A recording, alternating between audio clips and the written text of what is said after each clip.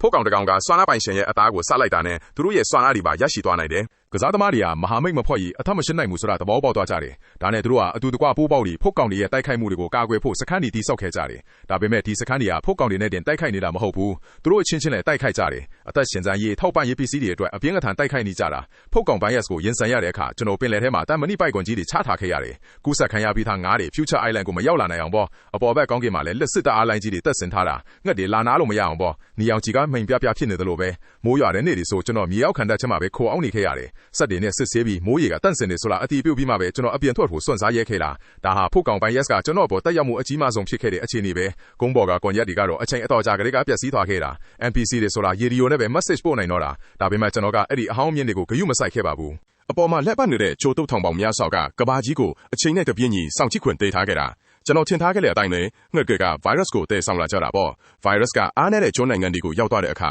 ကျွန်းတစ်ခုလုံးချက်ချင်းကိုအသက်ရှင်လျက်ငရဲပုံလိုပြောင်းလဲသွားခဲ့တာကစားသမားအရေးအတွက်တွေကတယောက်ပြီးတယောက်ဆက်တိုက်ကျဆင်းလာခဲ့တယ်အခုဆို30အထိပဲကျန်တော့တာဒါပေမဲ့အဲ့ဒီအချိန်မှာပဲဗီဇာပြောင်းငတ်ဖို့ကောင်တကောင်က Future Island ရဲ့ရေပြင်းပေါ်ကိုခက်ပြီးပြန်ထားလာခဲ့တယ်လက်စစ်တပ်အားလိုက်ကိုထိမိအားနဲ့ချက်ချင်းပဲပူအားညက်လက်စစ်တပ်နဲ့ကင်းပက်လိုက်တယ်လို့ပြားချသွားတာပေါ့ဒါပေမဲ့အမွေအတောင်တစ်ချောင်းကလက်စစ်တပ်အားလိုက်ရဲ့ဟာနေတဲ့နေရာလေးကနေလျောကျလာခဲ့တယ်မြေပြင်ပေါ်မချရောက်ခင်မှာပဲစရုပ်ခွေတကောင်ကမီးညံနေနဲ့ပန်းထုတ်ပြီးပြားချအောင်မီးရှို့ပစ်လိုက်တော့တယ်ဒီငတ်ဟာတခြား Pacific ကျွန်းတွေကနေပြန်သားလာခဲ့တာဖြစ်ရမယ်အဲ့ဒီနေ့ကစပြီး Future Island ပေါ်ကိုငှက်အုပ်ကြီးတွေနေတိုင်းဖက်ပြန်သားလာကြတော့တာပဲလက်စစ်တပ်အားလိုက်ဒီဆိုတာငှက်အသေးကောင်တွေနဲ့ပြည့်နှက်နေတာစရုပ်ဒီဆိုတာလေကျွန်းတကျွန်းလုံးကင်းလေပြီးငှက်အသေးကောင်တွေကိုမီးရှို့တပ်အားလိုင်းတွေကိုရှင်းလင်းပေးနေရတာနဲ့အလို့များနေကြတယ် Future Island တောင်ထဲလောက်ဆိုးရွားနေရဲ့တခြားနေရာတွေရဲ့အခြေအနေကဘယ်လောက်တောင်ကြမ်းတမ်းနေမလဲဆိုတာစဉ်းစားကြည့်လို့ရတာပေါ့ဒါနဲ့ကျွန်တော်လေနေ့စဉ်ပဲလက်ကန်းချီလန့်လျှောက်တာတွေကိုရက်လိုက်ပြီးမီးအောက်ခံတပ်ထဲကိုအပြီးပိုင်ပြုံးဆွေနေထိုင်လိုက်ပါတော့တယ်ဒီနေ့ကနှစ်တကူနေဒါပေမဲ့ကဘာဘောကဘသူကမှပြိုးပွဲရှင်တွေလှုပ်ချင်စိတ်ရှိဖို့မရဘူးကျွန်တော်ခွဲလို့ပေါ့ကဘာပြက်မချခင်နောက်ဆုံးຫນွေဥပွဲတော်ပွဲကိုကြည့်ရင်ကျွန်တော်ရဲ့နှစ်တကူညစားကိုစနေခဲ့တာအရင်ကမိသားစုကိုပြန်သွင်းမိတယ်ဒါပေမဲ့အခုတော့ငါတယောက်တည်းပဲကြံတော့တာ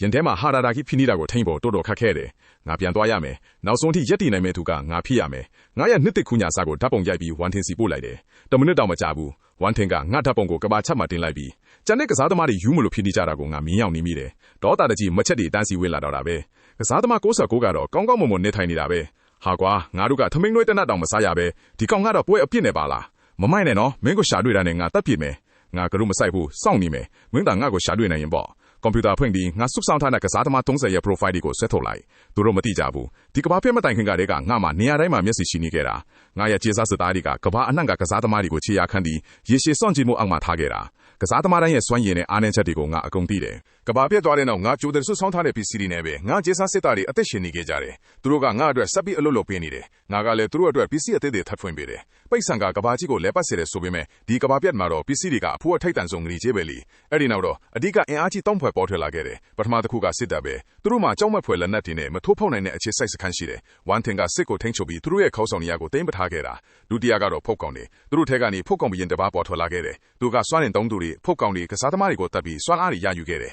လူရန်ရန်ကလည်းအဲ့ဒီဖုတ်ကောင်ဘရင်ရဲ့ဘေးမှာသူရဲ့ချစ်ရတဲ့အဖော်မွန်ထစ်လာခဲ့တာပေါ့တတိယကတော့ဂိုင်းတွေကဘာပြက်မတိုင်ခင်ကတည်းကကစားသမားတေးလာနဲ့စစ်ရှိကကဘာပေါ်မှာအန်ဒီရဲ့အများဆုံးနဲ့ရှုပ်ထွေးပွေလီဆုံးနိုင်ငံထဲကိုရောက်နေခဲ့တာသူရဲ့စွမ်းရည်တွေကိုအတုံပြပြီးဂိုင်းတွေကိုဖိနှိပ်ထားလိုက်ကစားသမားတေးလာနဲ့စစ်ရှိရဲ့ခေါင်းဆောင်မှုအောက်မှာဂိုင်းတွေကအရက်သားတွေကိုလူရိုက်ပြီးပို့ပြီးအင်အားကြီးလာခဲ့တယ်ကျန်တဲ့ကစားသမား26ယောက်စလုံးကဒီအဖွဲ့3ဖွဲ့တည်းကတစ်ဖွဲ့ကိုဝင်ရောက်သွားခဲ့ကြပြီကစားသမား128ကစွဲငင်အားကိုထိန်းချုပ်နိုင်တယ်အင်မတန်အစွမ်းထက်တဲ့စွမ်းရည်ပေါ်တဦးချင်းတိုက်ခိုက်မှုမှာဘယ်ကစားသမားမှတုတ်ကိုဖြုတ်ချလို့မရဘူးဒါပေမဲ့တကယ်တမ်းကျတော့ဂိုးတွေကအားအနည်းဆုံးအဖွဲ့အစည်းပဲငါရဲ့ stylist နဲ့ကစားသမား128ရဲ့ profile ကိုပို့လိုက်တယ်မင်းကပထမဆုံးတွားရမယ်သူဖြစ်လိမ့်မယ်အဲ့ဒီအချိန်မှာပဲစနစ်တတိပေးတိုင်ကထပ်ပြီးမြေလာပြန်တယ်ကစားသမား30ဆက်လက်စင်တန်းဆဲအခက်အခဲတိုးမြင့်လက်တဲ့3တို့အရောက်ရှိအေးခဲနေတော့တိုက်ကြီးတယောက်ကချက်ချင်းကိုစိတ်တက်ကြပြီးအော်ဟစ်တော်တာပဲကဘာပြက်တာတနစ်နဲ့မာလာရှိနေပြီအားလုံးပစ္စည်းပြက်လိကြပြီနောက်ထပ်ရေခဲခဲကြီးထပ်ရောက်လာရင်ဒီကဘာဘောကလူတိုင်းတေးကြရတော့မှာပဲလူယူရန်ကငါ့ကိုတိတ်တိတ်လေးစာပို့လာတယ်မက်မင်းရဲ့ message တွေကိုစစ်ကြည့်ပါမက်မကြခင်ဒီကဘာပေါ်မှာဖောက်ကောင်တွေပဲကြံတော့မှာ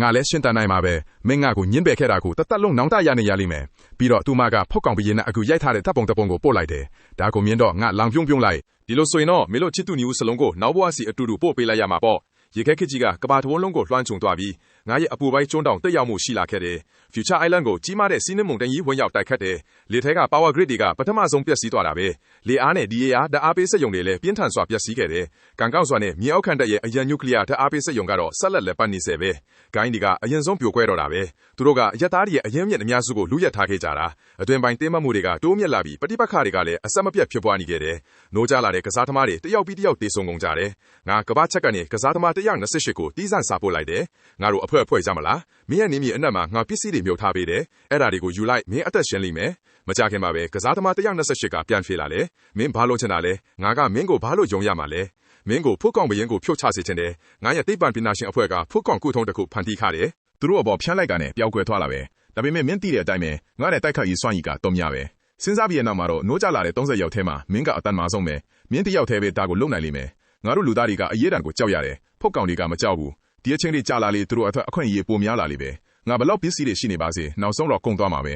။အဲ့ဒီအခါကျရင်ဖုတ်ကောင်ဘရင်ဘေးကကစားသမား120ယူရန်ညံကနောက်ဆုံးအနိုင်ရသူဖြစ်သွားလိမ့်မယ်။ဖုတ်ကောင်ဘရင်ကအရန်အစွမ်းထက်တယ်။ခုထုံမရှိရင်ဘယ်နိုးကြလာတဲ့ကစားသမားမှာသူ့ကိုတတ်လို့မရဘူး။ငါမှာခုထုံရှိတယ်။မင်းမှာစွမ်းအားရှိတယ်။ငါတို့ပူပေါင်းပြီးဖုတ်ကောင်တွေကိုရှင်းကြရအောင်။ကစားသမား128ရဲ့ယုံကြည်မှုကိုရဖို့ငါကျေးစားစစ်သားတွေကိုဖုတ်ကောင်ကုထုံနဲ့အတူပစ္စည်းအများပို့ခိုင်းလိုက်တယ်။ဂိုင်းသားတွေကအဲ့ဒီကုထုံကိုဖုတ်ကောင်တစ်ကောင်ကိုတုံးလိုက်တယ်။ဖုတ်ကောင်ကနာကျင်စွာအော်ဟစ်ရင်သွေးအိုင်အဖြစ်အေးပျော်သွားတယ်။သူတို့ကိုယ်တည်းက virus တွေလည်းတန့်စင်သွားတာပဲ။128စိတ်ဝင်စားသွားပြီ။ဒီကဘာမှာတူနဲ့ငါပဲကြံလှည့်ငါ့ကိုတောက်ဖို့ကသူ့အတွက်အားစိုက်စရာမလိုဘူး။သူ့အတွက်ငါကအားအနည်းဆုံးကစားသမားလေးငါနဲ့မဟာမိတ်ဖွဲ့တာကသူ့အတွက်အကောင်းဆုံးရွေးချယ်မှုပဲဆိုတာတန်တရားဖြစ်စရာမရှိဘူး။တညမှာကကုထုံးတွေတဲဆောင်ထားတဲ့မောင်သူမက်လီယန်ရားပေါင်းများစွာကဖုတ်ကောင်အိုဂျီစီကိုပြန်တန်းသွားကြတယ်။ဖုတ်ကောင်ဘရင်ကလူရူရန်ကိုရင်ခွင်ထဲထည့်ပြီးအိပ်ပျော်နေတော့သူ့ရဲ့အကြအာယုံကထူးခြားမှုကိုချက်ချင်းသိလိုက်တယ်။သူချက်ချင်းပဲအိယာကထပ်လိုက်တော့တာပဲ။လူယူရင်ကိုအိယာထဲတေချာဖုံးပေးပြီးတဲ့နောက်ကောင်းကင်ဘော်ကနေနင်းတင်နဲ့ရောနှောထားတဲ့ကုတာစီအများပြားဟာမြေပြင်ပေါ်ကိုရွာချလာခဲ့တယ်။နေရအနှံ့ပွက်လော်ဆင်းလာခဲ့တာပေါ့။အဲ့ဒီဆေးလီနဲ့ထိတွေ့မိတဲ့ဇွန်ဘီတွေဟာနာကျင်စွာအော်ဟစ်ပြီးတကောင်ပြီးတကောင်တွေးရည်အဖြစ်အေးပျော်ချသွားကြတယ်။ဇွန်ဘီပြင်းတို့ဒေါသအကြီးကျယ်ထွက်သွားပြီလေ။ချက်ချင်းခုန်ဆင်းလာပြီးလက်ဖွာကနေအလင်းတန်းတွေထုတ်လက်ကမောင်းတူမဲ့ဒရုံးမြင့်တွေကိုဖျက်ဆီးပစ်လိုက်။ဒါနဲ့128ကတော့ကစားသမားတွေကိုဥဆောင်ပြီးဝင်ရောက်လာခဲ့တယ်။သူ့ရဲ့ဆွဲငဲအားစွမ်းအားကိုအသုံးပြုပြီးဇွန်ဘီပြင်းကိုမြေပြင်မှာခိုင်မြဲစွာဖိကတ်ထားလိုက်တာပေါ့။အင်အားကြီးမားတဲ့ဇွန်ဘီပြင်းတောင်လက်ကဝစ်ကိုတောင်မြောက်လို့မရဘူးဖြစ်သွားတာပဲ။ကစားသမားအတော်များများသူ့စီပြေးဝင်သွားကြချိန်မှာတော့ဇွန်ဘီပြင်းစီကနေကြောက်စရာကောင်းတဲ့အော်ဟစ်တဲ့ကြီးထွက်ပေါ်လာခဲ့တယ်။အရေးထဲမှာပုံအောင်နေတဲ့ဇွန်ဘီတွေဟာမြောက်တွေလိုကစားသမားတွေပေါ်ခုံအုပ်လိုက်ကြတယ်။120ချက်ကသူ့စွမ်းအားကိုထပ်မံထုတ်လွှတ်လိုက်ပြန်ရောအထမင်းအစောအုံတွေဟာစွဲငင်အားကြောင့်ပြိုပြက်ပြီးမြေပြင်ပေါ်ပြိုကျလာခဲ့တယ်။ကြောက်တုံးကြီးတွေဟာအဲ့ဒီဇွန်ဘီတွေပေါ်ပြိုကျပြီးဇွန်ဘီဘီယန်ပါသူတို့နဲ့အတူမြေအောက်ကိုမြုပ်နှံခံလိုက်ရတာပေါ့။128ကတော့အောင်ပွဲခံတဲ့အပြုံးကိုပြုံးလိုက်တယ်။ဒီကြောက်တုံးတွေဟာဇွန်ဘီဘီယန်ကိုအပိုင်းပိုင်းကြေမွသွားစေဖို့လုံလောက်တယ်လို့သူထင်ခဲ့တာပဲ။ဒါပေမဲ့လူယူရင်ကတော့လက်ထဆောင်ပေါ်မှာမျက်နှာကိုဖုံးပြီးရက်နေရင်ကနေအော်ဟစ်လိုက်တယ်။128ကသူ့လက်ညှိုးကိုခပ်ဖိုးဖားလွတ်လိုက်တာနဲ့လူယူရင်ရဲ့ခြေထောက်အောက်ကလက်ထဆောင်ကြီးပြိုကျသွားတော့တာပဲ။သူမဟာအမြင့်ကနေပြိုကျသွားခဲ့တယ်။ဒီလိုအမြင့်ကပြိုကျတာကတော့တေချာပေါက်တင်မဲ့အခြေအနေပဲလေ။အရေးကြီးဆုံးအချိန်မှာတော့ဇွန်ဘီဘီယန်ဟာအဖြစ်အစည်းတွေကြားကနေပေါ်ထွက်လာပြီးလူယူရင်ကိုဖမ်းမိလိုက်တယ်။အဲ့ဒီအချိန်မှာပဲသူ့လက်တစ်ဖက်ကနေမရေမတွက်နိုင်တဲ့အမြင်တွေပန်းထွက်လာပြီး128ကိုချီနှောင်ပစ်လိုက်တာပေါ့။128ရဲ့မျက်နှာဟာထိတ်လန့်တုန်လှုပ်မှုနဲ့ဖြူဖက်ဖြူရောဖြစ်သွားခဲ့တယ်။ဇွန်ဘီဘီယန်မှာဒီလိုလှုပ်ရှားမှုမျိုးရှိမှသူတစ်ခါမှမသိခဲ့ဘူးလေ။ဇွန်ဘီဘီယန်ကခပ်ဖိုးဖွားလေးဆွဲလိုက်တာနဲ့128ရဲ့ခန္ဓာကိုယ်ဟာချက်ချင်းအစိတ်အမြောင်များကြေမွသွားခဲ့တယ်။ဒါပေမဲ့ဇွန်ဘီဘီယန်ကမမျှော်လင့်ခဲ့တာတခုရှိတယ်။အဲ့ဒါကတော့128ရဲ့ခန္ဓာကိုယ်ထဲမှာကုသဆေးတွေအများအပြားပါရှိနေတာပဲ။ဆေးထုတ်တွေပွင့်ထွက်ပြီးသူ့ကိုဝါးမျိုးသွားတော့တာပေါ့။လူယူရင်ကတော့အော်ဟစ်လိုက်တယ်။ဇွန်ဘီဘီယန်ဟာတွေးကန်နေအဖြစ်အေးပြောင်ကျသွားတာကိုဘာမှမတတ်နိုင်ပဲကြည်နေရချီမှာတော့သူမဟာကြောက်လန့်တကြားဖြစ်နေပြီလေ။ဒီနေရာကတကယ်ကိုငရဲပဲ။သူမအသက်လူပြေးပေမဲ့မကြခင်မှာပဲရေခဲပင်ကိုဖောက်ပြီးပြုတ်ကျသွားခဲ့တယ်။ဒီတစ်ခါတော့ဘသူမှသူမကိုကယ်ထုတ်နိုင်တော့မှာမဟုတ်ဘူး။သူတစ်ပါးရဲ့အချစ်ပေါ်မူတည်တဲ့စွမ်းအားဟာနောက်ဆုံးမှတော့အားနည်းလွန်းတာပေါ့။နောက်ထပ်ကစားသမား12ယောက်ကဘာချက်မှနာမည်မဲသွားကြပြီ။ကျွန်တော်မဆူစာအုပ်ထဲမှာသူတို့ရဲ့နံပါတ်တွေကိုတယောက်ပြီးတယောက်ချစ်ထုတ်ပေးလိုက်တယ်။နံပါတ်128ကိုရောက်တဲ့အခါသူ့ရဲ့အားနည်းချက်ကိုဘေးနားမှာရေးထားခဲ့တယ်။စက်ကြဝဠဆွဲငင်အားဇွန်ဘီဘီယန်ရဲ့ပိုးမြင်လိုမျိုးအင်မတန်ထူးထည်နေတဲ့အရာဝတ္ထုတွေကိုမထိန်ချုပ်နိုင်ဘူးဆိုပြီးရေးထားတာပေါ့။ကျွန်တော်မရှုံးနိုင်တဲ့တိုက်ပွဲတွေကိုတိုက်ဖို့သတင်းအချက်လက်တွေကိုအသုံးပြုရတာကိုသဘောကျတယ်လေ။ဒီအချိန်မှာကျွန်တော်မှကြံခဲ့တဲ့ပြိုင်ဘက်ကစစ်တပ်ကိုထိန်ချုပ်ထားတဲ့ဝန်တန်းတစ်ယောက်တည်းပဲ။သူကဒီဂိမ်းကိုအမြန်ဆုံးအဆုံးသတ်ချင်နေပြီ။သူကဘာချက်မှာကျွန်တော်ကိုစင်ခေါ်လိုက်တယ်။ဒီဂိမ်းကအမြဲတမ်းဦးညံကောင်းတဲ့သူတွေအတွက်ပဲ။ Mark မင်းဒီအထိရောက်လာတာကောင်းကောင်းလုံးနိုင်ခဲ့တယ်။ဒါပေမဲ့ဂိမ်းတိုင်းမှာရှုံးနေသူဆိုတာရှိတယ်။အခုပဲကိုပါတာတတ်သေးလိုက်မင်းကိုနှိပ်စက်တာကနေငါလွတ်ငင်းခွင့်ပေးမယ်။မင်းမှာခြေစားစစ်သားတွေရှိမှငါထိပေမဲ့သူတို့ကစစ်တပ်နဲ့မငြင်းနိုင်ဘူး။မင်းမှာငွေငစ်ထားတဲ့ပိတ်ဆံတချို့ပဲရှိတယ်။ဒါပေမဲ့ငါမှတော့ဒုံးပြန်တယ်လီယန်တင်ပေါ်တယ်စစ်လီယန်တွေရှိတယ်။မင်းဖေမှာပုံငါရှာတွေ့မှာပဲ။ ဒါနဲ့ကျွန်တော်ကလည်းချက်ထဲမှာသူ့ကိုလက်ကလေးထောင်းပြလိုက်တယ်ဝန်တန်းရဲ့စက်ကိုထိန်းချုပ်နိုင်တဲ့စွမ်းအားကအစွမ်းထပ်ပေမဲ့အားနည်းချက်တစ်ခုတော့ရှိတယ်သူ့စွမ်းအားကိုတယောက်နဲ့တယောက်မျက်နှာချင်းဆိုင်မှာအသုံးပြုလို့ရတာပဲကျွန်တော်မြေအောက်ဘန်ကာထဲမှာရှိနေတဲ့၍သူ့စွမ်းအားနဲ့ကျွန်တော်ကိုချိလို့မရဘူးလေဒါပေမဲ့ဒီလိုဖြစ်လာလိမ့်မယ်လို့ကျွန်တော်မထင်ခဲ့ဘူးသူ Future Island ကိုတိုက်ရိုက်ဒုံးပြန်ပြီးပစ်ခတ်လိုက်တာပဲဒုံးပြန်အများ Future Island ပေါ်ကိုမိုးရွာတယ်လို့ကြားရောက်လာခဲ့တယ်အချိန်တော့ကြာပြီးတော့ကျွန်တော် offline မဖြစ်သေးဘူးဝန်တန်းမယုံနိုင်ဘူးဖြစ်သွားတယ်Mark မင်းကတော်တော်ခိုင်မာတဲ့ပုံခိုရနေရရှိတာပဲဒါဆိုရင်တော့ငါကိုယ်တိုင်မင်းကိုဆွဲထုတ်ရတော့မှာပေါ့သူ့လီယန်တန်သင်္ဘောကိုမောင်းလာခဲ့တယ်လီယန်တန်သင်္ဘောကြော့တော့ကျွန်တော်ထောင်ထားခဲ့တန်တာကြောက်တန်းတွေကဘာမှမဟုတ်ဘူးသူ Future Island ပေါ်ရောက်လာတဲ့အခါကျွန်းတစ်ကျွန်းလုံးမိခိုးတွေဖုံးလွှမ်းနေပြီတောင်တန်းတွေပြားသွားပြီးမြေပြင်မှာချွင်းခွက်တဲ့အပြည့်ဖြစ်နေပြီလေကားကိုရွေးအားလုံးပျက်စီးသွားတယ်မိအောက်ဘန်ကာရဲ့ပေါ်နေတဲ့ဝင်ပေါက်ကိုကြည့်ပြီးသူကကျွန်တော်ကိုရပြီသားလို့ပြုံးလိုက်တယ်သူ့လူတွေကိုဝင်ပေါက်ကိုလက်နက်ကြီးတွေနဲ့ပစ်ခတ်ဖို့အမိန့်ပေးလိုက်တယ်အချင်းမြန်စွာပစ်ခတ်ပြီးတဲ့နောက်တခေါက်ပွင့်ထွက်သွားပြီးအတွင်းထဲကိုသွားတဲ့လမ်းကြောင်းပေါ်လာခဲ့တယ်ကျွန်တော်ချက်ချင်းသူ့ကိုဗီဒီယိုခေါ်ဆိုမှုတောင်းဆိုလိုက်တယ်သူကမာနာကြီးတဲ့ပုံစံနဲ့ဖြီးလိုက်ပြီးမောင်မြင့်နေတဲ့ဥမင်လိုင်ခေါင်းကိုစိုက်ကြည့်ရင်းပြောလိုက်တယ်Mark အခုတနာခံဖို့နောက်ကျသွားပြီသူကမေးစစ်ကိုပင့်ပြီးသူ့လူတွေကိုအတွင်းထဲဝင်ဖို့အချက်ပြလိုက်တယ်ကျွန်တော်ကိုအပြင်ဆွဲထုတ်ဖို့စီစဉ်ထားတာပေါ့ဗီဒီယိုထဲမှာကျွန်တော်ကတော့ကျွန်တော်နောက်ကအစုံမဲ့စက်ကြဝဠာကိုတီးငိမ့်စွာလက်ညှိုးထိုးပြလိုက်တယ်ကျွန်တော် Future Island မှာရှိနေလေလို့ဘယ်သူပြောလဲခမရမျက်လုံးကိုဖွင့်ပြီးကျွန်တော်တကယ်ဘယ်ရောက်နေလဲကြည့်လိုက်စမ်းပါကျွန်တော်စကားပြောကြည့်တာနဲ့တပြိုင်နက် Future Island ပေါ်မှာ nuclear bomb ပေါက်ကွဲသွားခဲ့လေကစားသမားတရာရဲ့နားမဲ့နောက်ဆုံးတော့မီးခိုးရံပလောင်သွားပြီး